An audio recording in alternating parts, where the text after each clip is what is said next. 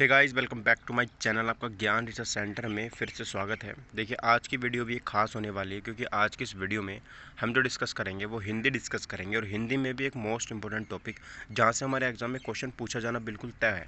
ठीक है, वहां से हम इसको क्वेश्चन सीरीज़ को डिस्कस करेंगे। देखिए, सबसे पहले जो मेरा क्वेश्चन होगा ना, वो क्वेश्चन होगा यहाँ पे हिंदी वर्णमाला से। आपको पता ही वर्णमाला से एक या दो क्वेश्चन ज़रूर पूछा जाएगा। और यहाँ पर जो हम वर्णमाला से क्वेश्चन करेंगे ना, एक कोई क्वेश्चन इस तरीके से करेंगे कि उस एग्ज़ाम उस क्वेश्चन का पूरी तरीके से पोस्टमार्टम करेंगे, और मैं गारंटी देता हूँ उस वो क्वेश्चन सभी एग्ज़ामों में पूछा गया होगा। ठीक है, उसके आगे लिखा हुआ होगा यूपीपी, और यहाँ पर लिखा होगा यूपीएसआई, है ना। और अदर एग्ज़ाम में जिसमें हिंदी पूछी जाती है उन सभी में क्वेश्चन ये पूछा गया होगा। तो UP triple S C, VDO, इन सारे एग्ज़ाम में आया हुआ होगा, है ना। तो गाइज़, अभी देखिए, हम मोस्ट इंपॉर्टेंट सीरीज़ मैं शुरू कर रहा हूँ हिंदी की। तो आप इस वीडियो को बहुत ज़्यादा से ज़्यादा देखें और सारे के सारे क्वेश्चन सोल्व करने की कोशिश करें। ठीक है, तो हमारा टॉपिक होने वाला है हिंदी एवं उसकी वर्णमाला एवं वर्णक्रम। तो इसमें सबसे पहला क्वेश्चन हम यहाँ पे देखेंगे। आप लोगों ने हिंदी तो पढ़ी ली होगी बहुत अच्छे से। ठीक है, देखो, सबसे पहला क्वेश्चन जो है हम यहाँ पे देखेंगे। सबसे पहला क्वेश्चन क्या होगा, देखो, सबसे पहला क्वेश्चन हमारे पास कि शब्द, ठीक है, क्या है क्वेश्चन कि शब्द की सबसे छोटी इकाई क्या कहलाती है। तो देखो, शब्द होता है हमारे पास, जैसे राम है, राम है। तो इस शब्द की सबसे छोटी इकाई जो है वो क्या कहलाती है, आप सभी को पता है, उसको हम वर्ण बोलते हैं। क्या बोलते हैं? वर्ण बोलते हैं। और देखिए, क्वेश्चन इंपॉर्टेंट है, क्योंकि यूपीपी 2017 में क्वेश्चन पूछा गया, तो मोस्ट इंपॉर्टेंट क्वेश्चन हो जाता है। तो इसको आप लोग बहुत अच्छे से करेंगे। अब देखो, यहाँ पर मैं आपको बता दूं कि वर्ण होते क्या हैं। ठीक है, वर्ण, इसके बारे में पूरी डेफिनेशन है इसके आगे। देखो, अब मैं इतने इसकी यहाँ पर क्या करता हूँ, इसके एक्सप्लेनेशन करता हूँ इतने। अब क्वेश्चन नंबर 2 का आंसर करो। ठीक है, देखो, ये है कि शब्द भाषा की सबसे छोटी इकाई, ठीक है, शब्द जो है भाषा की सबसे छोटी इकाई वर्ण या ध्वनि कहलाती है।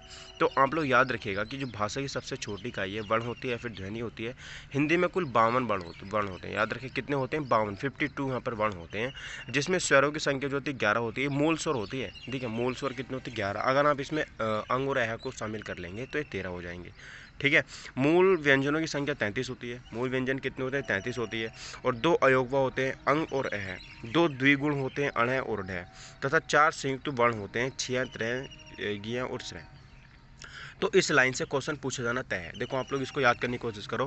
फ़ोन से अपनी निगाहें हटाओ, मैं आपको पूछता हूँ। आप बताइए, कुल वर्ण कितने होते हैं? कुल वर्ण कितने होते हैं सर? 52 होते हैं। कितने होते हैं? 52। बताइए, कुल स्वर कितने होते हैं? ठीक है, स्वरों की संख्या कितनी होती है? स्वर कितने हैं? 11। और अब ये मुझे बताइए कि जो मूल व्यंजन है, वो कितने होते हैं? 33 होते हैं। मूल स्वर 11, मूल व्यंजन 33। ठीक है, और अयोगवा कितने होते हैं? 2। कौन कौन से? अंग और अह। आप बताइए, द्विगुण कितने होते हैं? द्विगुण सर 2 होते हैं। एक होता है हमारा यहाँ पर अणः, और एक होता है ढः। हाँ, बताइए सर, संयुक्त वर्ण कितने होते हैं? संयुक्त वर्ण 4 होते हैं, छिया, त्रय, ज्ञ और श्रय। ठीक है, इस तरीके से आप लोग इसको याद कर लेंगे। अगला क्वेश्चन, आप लोगों ने दूसरे क्वेश्चन का आंसर दे दिया होगा। भाषा की जो मूल इकाई है वो क्या है? तो देखो, अगर आपसे पूछे शब्द की मूल इकाई क्या होती है, तो भाई वो तो होती है वर्ण। लेकिन भाषा की अगर बात करेंगे, सबसे जो मूल इकाई होती है वो होती है यहाँ पर, देखिए, ध्वनि। क्या होती है? ध्वनि यहाँ पर भाषा की सबसे मूल इकाई होती है। अक्षर होती नहीं है, ठीक है, और वर्णमाला भी नहीं होती है, संकेत नहीं होते हैं। तो यहाँ पर ध्वनि इसका करेक्ट आंसर हो जाएगा। यूपीएससी 2016 में क्वेश्चन पूछा गया था, इंपॉर्टेंट है, आप लोग इसको याद रखिएगा। अब देखो भाई, यहाँ पर अगला देखिए, इसको हम लोग, देखिए, इसको पोस्टमार्टम कर लेते हैं थोड़ा सा। क्या बता रहा है? भाषा की मूल इकाई ध्वनि है। भाषा की पूर्ण सार्थक इकाई जो है थी वाक्य होती है। देखो, दोनों क्वेश्चन अलग है। अगर आपसे पूछे भाषा की मूल इकाई क्या है, तो आप लोगों को बतानी ध्वनि। लेकिन अगर आपसे पूछे कि भाषा की पूर्ण सार्थक इकाई क्या है, तो भाषा की जो पूर्ण सार्थक इकाई है वो है वाक्य। वो क्या कहलाती है? वाक्य कहलाती है। भाषा की जो पूर्ण सार्थक इकाई है वो वाक्य कहलाती है। वाक्य से छोटी इकाई उपवाक्य होती है। वाक्य से छोटी उपवाक्य होती है। उपवाक्य से छोटी पदबंध होती है। पदबंध से छोटी पद होती है, यानी कि शब्द होती है। पद से छोटी अक्षर होती है, और अक्षर से छोटी होती है ध्वनि या वर्ण। तो ये बात मुझे यहाँ पे याद रखनी है। ठीक है, तो जैसे उदाहरण है राम। राम शब्द में 2 अक्षर है, एक है रा, एक है मैं, एवं 4 वर्ण है, एक र है, एक आ है, एक मैं है, एक ए है। तो ज्ञात है कि शब्द भाषा की सबसे छोटी सार्थक इकाई जो होती है वो होती है क्या? ध्वनि। ठीक है, अगला क्वेश्चन देखिए, क्वेश्चन नंबर 3। वर्णों के समुदाय को हम क्या कहते हैं? तो आप सभी को पता है, वर्णों का जब समुदाय एक जगह मिल जाता है तो उसे वर्णमाला कहते हैं। ऑप्शन नंबर ए सही आंसर होगा।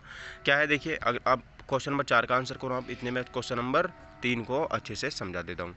वर्णों के समुदाय को वर्णमाला कहते हैं। वर्ण भाषा की सबसे छोटी इकाई होती है। ठीक है, देखो, वर्ण जो होती है भाषा की सबसे छोटी इकाई होती है। लेकिन वहीं पर अगर मैं पूछ लूँ भाषा की सबसे छोटी सार्थक इकाई, तो ध्वनि है। ठीक है, क्वेश्चन डिफरेंट है, याद रखिएगा। इसके उच्चारित स्वरूप को ध्वनि भी कहा जाता है। ठीक है, तो ये बात मुझे यहाँ पे याद रखनी है। अगला क्वेश्चन देखिए कि वर्णमाला किसे कहते हैं। तो देखिए वर्णमाला ना तो शब्द समूह को कहते हैं, न शब्द गणना को कहते हैं, न शब्द व्यवस्थित वर्ण समूह को कहते हैं। ठीक है, हम यहाँ पे वर्ण समूह को क्या बोल देते हैं, व्यवस्थित वर्ण समूह को। ऑप्शन नंबर डी सही होगा। ठीक है, व्यवस्थित वर्ण समूह को हम यहाँ पे वर्णमाला कहते हैं। ठीक है, चलिए अगला क्वेश्चन देखिए। तो ये देखिए यूपी बीएड 2007 में एग्जाम पूछा गया था, तो मोस्ट इंपोर्टेंट एग्जाम हमारे लिए हो जाता है, क्वेश्चन हो जाता है। अगला क्वेश्चन देखिए, क्वेश्चन नंबर आप लोग आंसर करेंगे 5वें का। देखिए व्यवस्थित वर्ण समूह को वर्णमाला कहते हैं और हिंदी वर्णमाला में कुल 52 वर्ण हैं। इनके अलावा 11 मूल स्वर हैं और मूल व्यंजन 33 यहाँ पे हो जाते हैं। ठीक है, क्वेश्चन नंबर 5 है कि हिंदी भाषा की मूल कुल वर्ण लिपियाँ कितनी हैं।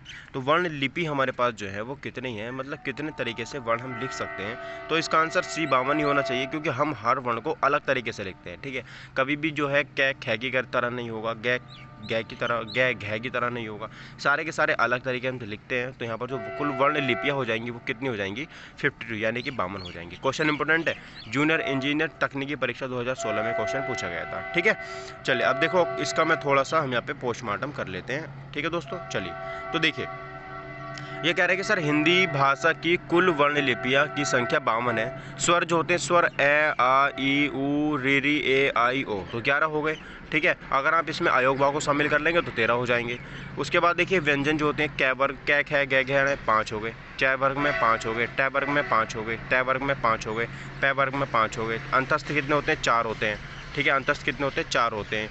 ऊष्म में कितने होते हैं, 4 होते हैं। तो ऊष्म में कितने होते हैं, 4 होते हैं। लेकिन अगर आप इसमें किसको शामिल कर लोगे, जो मेरे छिया त्रय गैस श्रय हो जाते हैं, ठीक है, वो भी तो इसमें कहीं ना कहीं शामिल हो जाते हैं। अगर वो शामिल इसमें आप लोग करोगे तो वर्णों की संख्या 4 बढ़ जाएगी, क्योंकि वो 4 क्या है, ठीक है 4 हैं, 4 ज़्यादा हो जाएंगे वर्ण। ठीक है, तो अभी फिलहाल में ये कितने हैं, 33 हैं। तो चलिए अगला क्वेश्चन देख लेते हैं। अगला क्वेश्चन क्या है,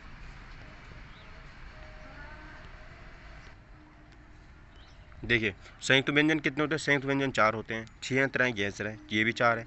अयोवा कितने होते हैं, अंग हैं, ये 2 हैं। द्विगुण कितने होते हैं, डै और ढै, ये कितने होते हैं, 2 होते हैं। तो कुल वर्ण कितने हो गए, टोटल मेरे 52 हो गए। ठीक है, कुल वर्ण कितने हो गए, 52 हो गए। तो 11 + 33 + 4 + 2 + 2। ठीक है, तो ये बात मुझे यहाँ पे याद रखनी है, इंपॉर्टेंट है। चलिए क्वेश्चन देखिए, क्वेश्चन नंबर 6 क्या है, क्वेश्चन कही हिंदी में ध्वनियाँ जो है वो कितने प्रकार की होती हैं। तो हिंदी में जो ध्वनियाँ होती हैं वो गाइस यहाँ पर 2 प्रकार की होती हैं। हिंदी में ध्वनियाँ कितने प्रकार की होती हैं, 2 प्रकार की होती हैं। ठीक है, अब देखो इसको मैं इतने एक्सप्लेन करता हूँ, इतने आप क्वेश्चन नंबर 7 का आंसर कर दो।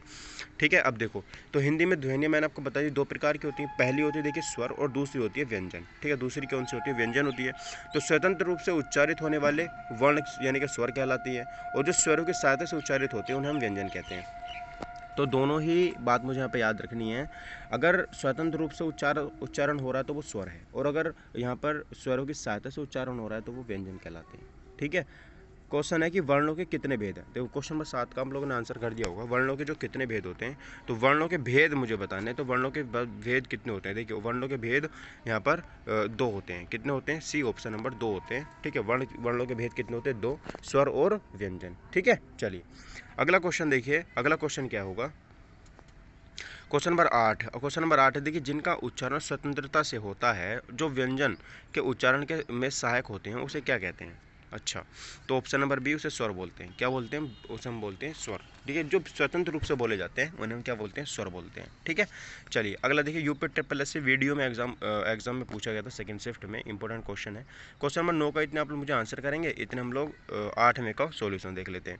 देखिए ये कह रहा है कि सर जिनका उच्चारण स्वतंत्रता से होता है और जो व्यंजन के उच्चारण में सहायक होते हैं उसे हम स्वर कहते हैं। इनके उच्चारण के भीतर में आती हुई वायु मुख से निर्बाध रूप से निकलती है।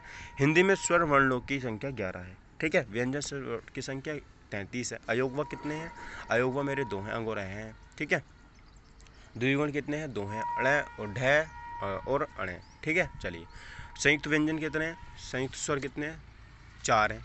ठीक है, चलिए तो जिन वर्णों का उच्चारण स्वतंत्र से होता है उन्हें हम स्वर कहते हैं, ये हमने कर लिया है। तो देखो UPSI बैच 3 22 दिसंबर 2017 को क्वेश्चन पूछा गया था, 9वां। ठीक है, तो देखो अब लोग हम यहाँ पे देख लेते हैं इतने क्वेश्चन नंबर 9 का सॉल्यूशन। आप लोग 10 का आंसर करो। देखिए 9 क्या कह रहा है कि जिन वर्णों का उच्चारण स्वतंत्रता से होता है उन्हें हम स्वर कहते हैं, और स्वरों की सहायता से बोले जाने वाले वर्ण व्यंजन कहलाते हैं। भाषा के शुद्ध और स्थायी रूप को निश्चित करने के लिए आवश्यक नियमबद्ध योजना को व्याकरण कहते हैं। तथा भाषा का क्षेत्रीय रूप बोली कहलाता है। ठीक है, अब जैसे बोली हमारे पास बहुत सारी हो जाती हैं। ठीक है, देखिए बोली उसे बोलते हैं जिसमें क्या लिखने शुरू हो जाएं, वहाँ पर छोटे छोटे किताबों कहानी लिखनी शुरू हो जाएं उस बोली में ही। ठीक है, तो बोली जब बन जाती है और वो विशेष क्षेत्र उसका छोटा सा रूप होता है, क्षेत्र में एक क्षेत्र विशेष क्षेत्र में बोली जाती है बोली। ठीक है, तो देखिए अगला क्वेश्चन 10वां क्वेश्चन, आप लोगों ने इसका आंसर कर ही दिया होगा। देखो क्या है इसका आंसर, हिंदी वर्णमाला में जो स्वर हैं स्वरों की संख्या कितनी होती है। तो हिंदी वर्णमाला में स्वरों की संख्या कितनी होती है, रिक्त स्थानों की पूर्ति कीजिए।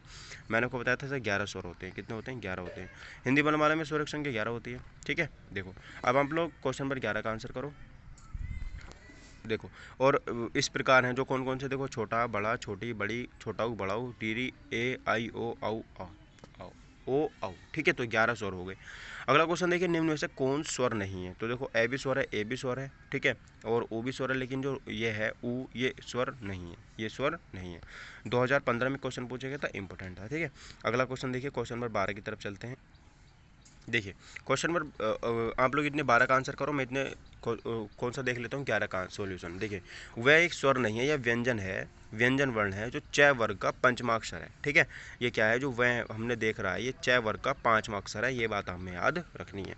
अगला क्वेश्चन देखिए, कौन सा इनमें से स्वर नहीं है। तो देखो ए ओ ए, बै इसमें स्वर नहीं है, व्यंजन है, ये क्या है, व्यंजन है। ठीक है, पै वर्ग का दूसरा अक्षर है ये, पै फै बै, हाँ पै वर्ग का तीसरा अक्षर है ये, पै वर्ग का तीसरा अक्षर यहाँ पे हो जाता है। यूपी बीएड में क्वेश्चन पूछा गया था, इंपॉर्टेंट है। 13वां क्वेश्चन देखिए, निम्नलिखित में से कौन सा मूल दीर्घ स्वर नहीं है। देखिए मूल दीर्घ स्वर मुझे यहाँ पे बताना है कौन सा नहीं है। दीर्घ स्वर, दीर्घ स्वर उसे बोलते हैं जिसको बोलने में ज़्यादा समय लगता है। तो देखो आ ऊ ई ओ, तो मतलब यही है एक जिससे ज़्यादा मतलब क्या है, आवाज़ नहीं निकल पा रही है। ठीक है, मतलब समय कम लग रहा है इसको बोलने में।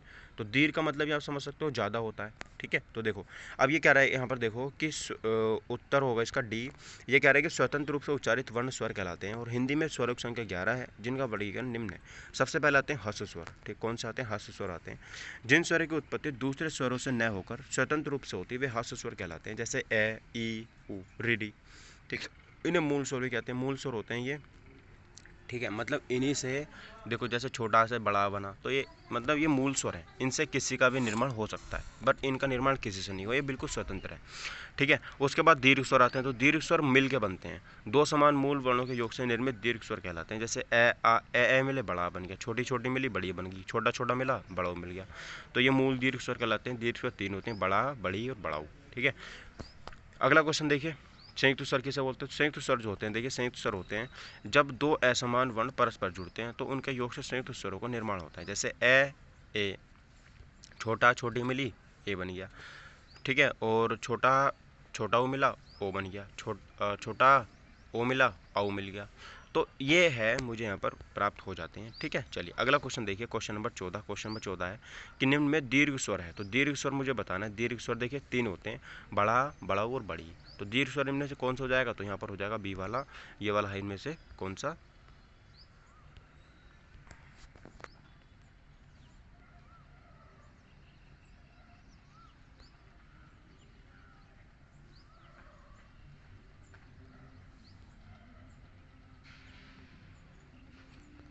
चलिए देखिए, तो यहाँ पर मुझे दीर्घ स्वर बताना, तो दीर्घ स्वर इनमें से ए ही हो जाता है जो छोटी और छोटी से मिलकर बनता है बड़ी। ठीक है, अगला क्वेश्चन देखिए, अगला क्वेश्चन क्या है, निम्न में से दीर्घ स्वर कौन सा। तो दीर्घ स्वर आप सभी को मैंने बता दिया है, तो बड़ा बड़ी और बड़ाऊ, तो ये है इसमें ऑप्शन नंबर ए वाला, यहाँ पर दीर्घ स्वर हो जाता है।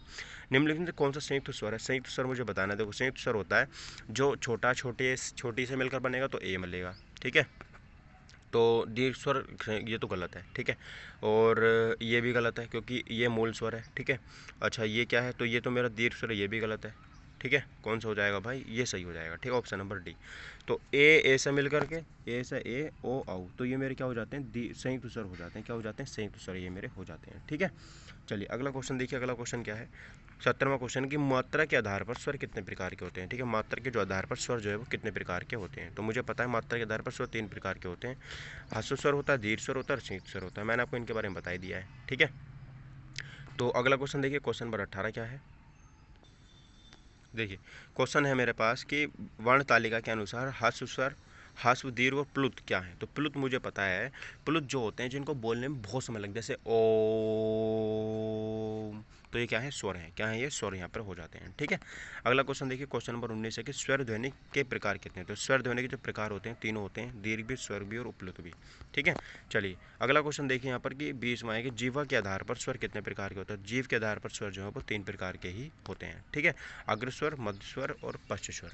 तो गाइज आज की वीडियो में हम 20 क्वेश्चन ही कंप्लीट करेंगे। ठीक है, नेक्स्ट वीडियो में मैं आपको 20 क्वेश्चन से आगे के क्वेश्चन डिस्कस कराऊंगा। तो आप लोग इस वीडियो को ज़्यादा से ज़्यादा शेयर करें दोस्तों के साथ और चैनल को सब्सक्राइब करें। Thank you for watching my video. Take care, bye bye, जय हिंद।